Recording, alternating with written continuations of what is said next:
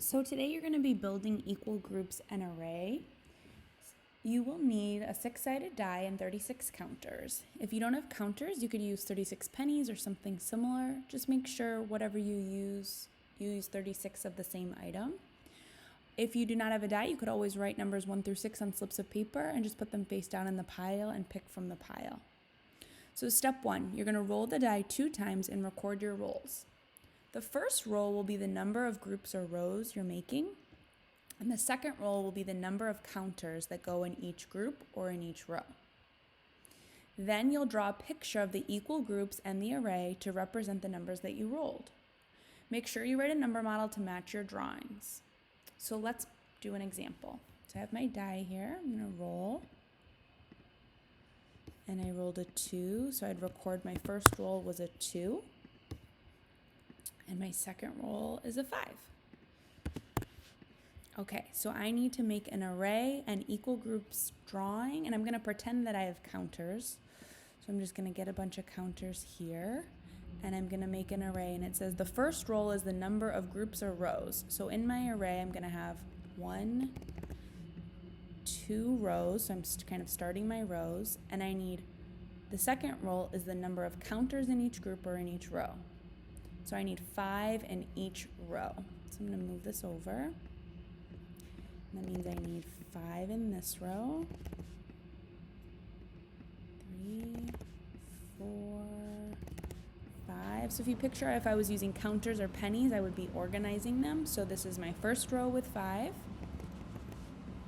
And then I'm going to make another row with 5.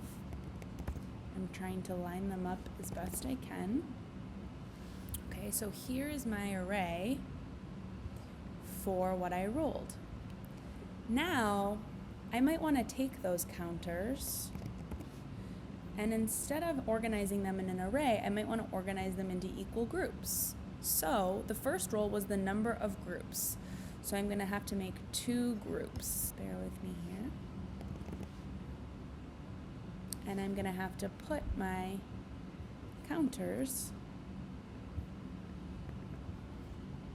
in those groups. So I still have the same number of counters, but instead of organizing them in an array, I want to organize my counters in equal groups. So I had 2 groups, and the second roll is the number of counters in each group. So I need to put 5 counters in each group. So here's my first group,